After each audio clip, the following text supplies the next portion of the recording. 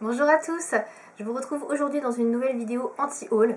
Ça fait déjà pratiquement 6 mois que j'ai fait la première vidéo. Je vous avais dit que je ferais ce type de vidéo tous les 2-3 mois, on va dire. Tous les 2-3 mois, tous les 2-3 fois par an plutôt, voilà, c'est plutôt ça. Et en fait, j'avais un petit peu oublié et je me suis dit qu'il était peut-être temps d'en refaire une. Donc là, je vous ai sélectionné 5 produits comme pour la toute première vidéo. Et je vais vous dire pourquoi ces produits ne me tentent pas, pourquoi je ne les achèterai pas. En aucun cas, je dis que ce sont des mauvais produits. Tout ce que je dis, c'est que c'est des produits qui ne me conviennent pas ou qui ne me satisfont pas, enfin bref. Bref, je vais vous expliquer pourquoi je les achète pas, mais c'est pas parce que moi je les achète pas que ce sont pas des bons produits. Voilà, tout simplement. Donc on va commencer tout de suite avec des palettes, puisque à chaque fois, oui, vous le savez, si je pouvais, je ne ferais que des palettes. Mais bon, j'essaie de diversifier un petit peu. Donc la première palette que je n'achèterai pas, c'est la Naked Petite Hit de Urban Decay.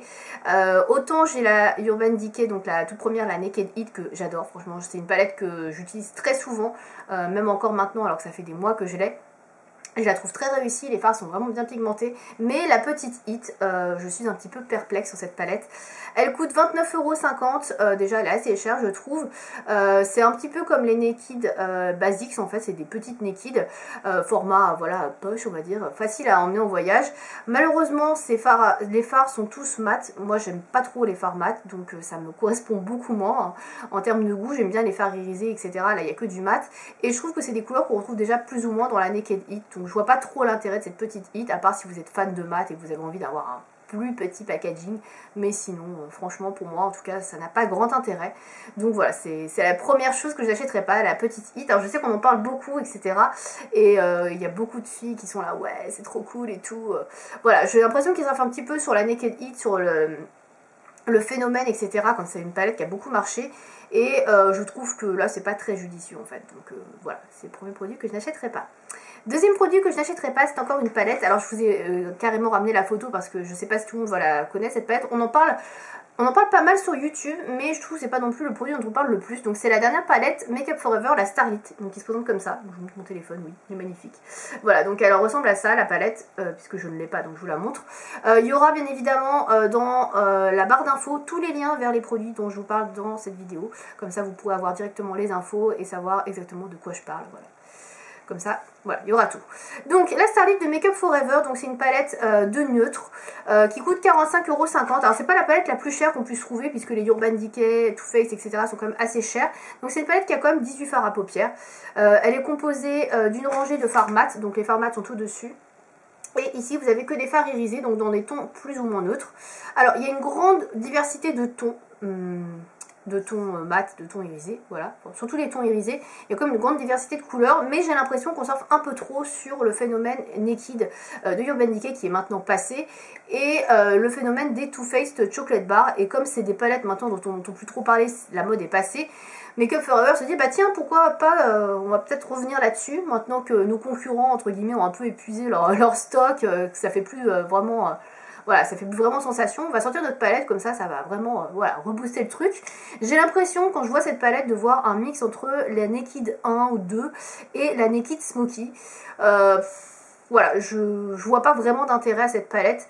Je trouve que c'est une redite des anciens produits, anciennes palettes de chez Urban Decay ou de chez Too Faced. Et voilà, je suis pas spécialement tentée. Alors je sais qu'il y a des youtubeuses qui disent qu'elle est géniale, etc. etc. Mais moi j'en ai lu aussi des revues qui n'étaient pas si super que ça, et j'ai entendu que les fards n'étaient pas aussi pigmentés que ça, qu'ils étaient difficiles à travailler, donc non, c'est pas une palette qui m'intéresse du tout. Après, elle est peut-être bien, j'en ne sais pas, mais pour moi je trouve qu'il y a déjà beaucoup de palettes qui sont sorties dans ces styles-là, et dans ce que j'ai dans ma collection, j'ai largement de quoi faire en tant que nude. Là pour moi c'est juste une palette de nude en plus, voilà. Juste il y a un peu plus de ton nude que dans les autres, mais c'est tout, voilà. Donc voilà, la Starlit de Make Up For Ever, pour moi, non. Non merci.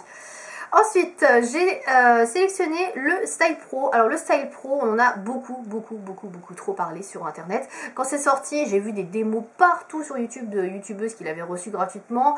J'ai vu plein de revues à ce sujet parce que c'est un appareil assez révolutionnaire, on va dire. Un truc qu'on n'avait jamais vu pour nettoyer les pinceaux. Donc le Style Pro, si vous n'avez pas suivi, c'est une espèce de bocal, au sens de bocal de poisson. Je vous mettrai le lien, vous verrez de toute façon. Et vous pouvez nettoyer vos pinceaux dedans. Donc en fait, vous plongez votre pinceau, il y a un espèce de manette ou j'en sais rien qui fait vibrer votre pinceau et qui le fait tourner automatiquement dans l'eau du Style Pro, donc du bocal. Et ensuite, il le sèche également le pinceau. Donc c'est super bien, a priori, quand vous avez une tonne de pinceaux, ce qui n'est pas mon cas, puisque vous pouvez nettoyer plus rapidement vos pinceaux. Ça réduit également le temps de séchage, puisque ça se sèche instantanément. Donc c'est un gain de temps pour nettoyer ces pinceaux. Voilà en quoi ce produit est fait, voilà, pourquoi ce produit est fait plutôt, voilà, mais c'est quand même un produit qui coûte 50 €, 50 € pour un bocal et un truc qui tourne, enfin qui tourne votre pinceau, je trouve ça un petit peu cher, surtout que c'est vendu sans le nettoyant, donc si vous voulez le nettoyant pour pinceau, bah faut rajouter 8,95 € de plus, donc on arrive quand même à un produit sur un produit qui fait pratiquement 60 €. 60 € pour nettoyer des pinceaux, je trouve ça horriblement cher. Alors effectivement ça peut être utile si vous êtes make-up artiste, si c'est votre métier, etc., que vous avez des tonnes de pinceaux à nettoyer. Moi j'ai 5 pinceaux à nettoyer, très clairement, j'en vois pas l'utilité. En plus sur les démos que j'ai pu voir, ça n'a pas l'air de nettoyer aussi bien que ça les pinceaux, en profondeur en tout cas. Donc j'ai vu pas mal de filles qui disaient qu'il restait de la matière, que c'était pas super bien nettoyé. Et qu'en plus le séchage déforme le pinceau, la forme du pinceau, donc bon... Voilà, je suis pas sûre qu'au fur et à mesure des utilisations du Style Pro sur les pinceaux, on n'ait pas des pinceaux qui soient complètement déformés et qui soient plus utilisables. Donc voilà, c'est pas du tout le genre de produit, pour moi c'est un gadget, hein, très clairement, que j'achèterais. Je préfère rester sur un truc très classique. Et de toute manière, pour mon utilisation à moi personnelle, je n'ai pas assez de pinceaux et j'aurais pas l'utilité de ce genre de produit, quoi. Enfin, voilà. Donc en tout cas le Style Pro, voilà, pour moi c'est non merci également, on en a trop entendu parler et je trouve que c'est plus gadget que vraiment très utile. Voilà. Ensuite, on va passer à un mascara. Donc c'est un mascara qui est sorti il n'y a pas très longtemps. Il y a eu beaucoup de battage je trouve autour de ce mascara, donc il y a eu beaucoup de pubs de la part de la marque, etc. Les youtubeuses en ont aussi pas mal parlé. Alors moi c'est un mascara qui m'intéresse pas du tout parce que j'ai été déçue par un des précédents de la marque. Donc il s'agit du dernier mascara Benefit, le Bas de Galle, qui est vendu à 27,50 € chez Sephora. Vous avez une version mini également qui est dans les 13 €, mais que je trouve quand même horriblement cher. Donc il faut savoir que c'est un mascara qui est extrêmement fin au niveau de l'applicateur et qui est en plastique. Pour moi il me fait beaucoup penser au roller lash, il est plus fin que le roller lash, mais le roller lash de Benefit ne m'avait absolument pas convaincu. Je l'avais acheté parce que j'avais vu des revues qui étaient hyper positives sur ce produit, sur disant que c'était un mascara qui était génial, et sur moi j'avais l'impression de poser un mascara noir et de ne rien mettre d'autre.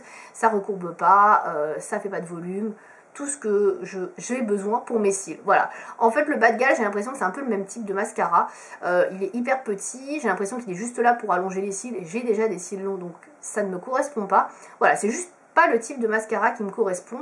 Et cette fois-ci, j'évite d'écouter tous les commentaires et toutes les revues qui sont super positives sur ce mascara pour me dire ouais, ça y est, je l'achète, pour être encore déçue avec le roller lash.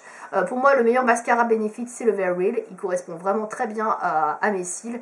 Et voilà, celui-ci, le Bas de Galle, non, non merci. Ce sera sans moi. Enfin, un dernier produit que j'ai sélectionné, alors cette fois-ci c'est plutôt une gamme de produits, il n'y a pas de marque en particulier, ce sont les rouges à lèvres liquides métalliques. Voilà, vous le savez, j'adore les rouges à lèvres liquides mat, c'est le truc que je préfère, presque, on va dire, des dernières nouveautés, on va dire, qui sont sorties ces dernières années. J'adore les rouges à lèvres liquides mat, j'en ai plein, je ne porte quasiment plus que ça, mais les rouges à lèvres liquides métalliques, j'ai vraiment beaucoup de mal. Autant j'adore porter de l'irisé, du métallisé sur les yeux, mais sur les lèvres, ça passe pas trop.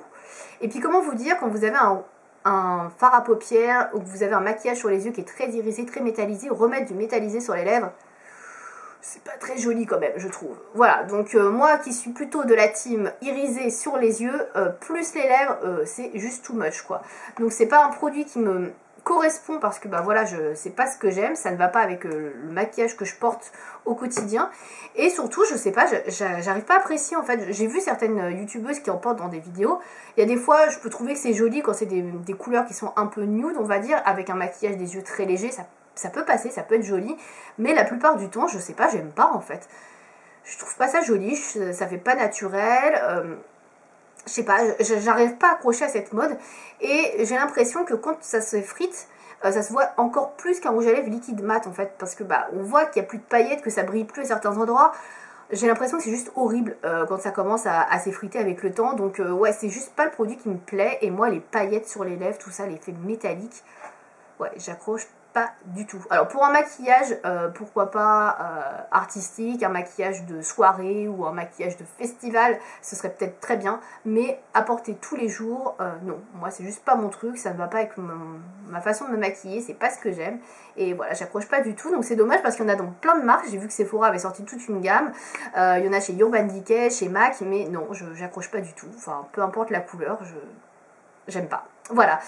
Donc voilà pour cette vidéo anti-haul. Donc il y aura le lien vers tous les produits dont j'ai pu le mentionner dans cette vidéo. N'hésitez pas à me dire si vous aussi, parmi les produits que j'ai cités, il y en a que vous aimez pas du tout et que vous comprenez pourquoi je les aime pas, ou au contraire à me dire bah non, moi j'adore, c'est trop bien. Voilà, n'hésitez pas à me donner votre avis dans les commentaires. J'espère que cette deuxième vidéo anti-haul vous aura plu et je reviendrai peut-être avec une troisième d'ici quelques mois. Voilà, à bientôt!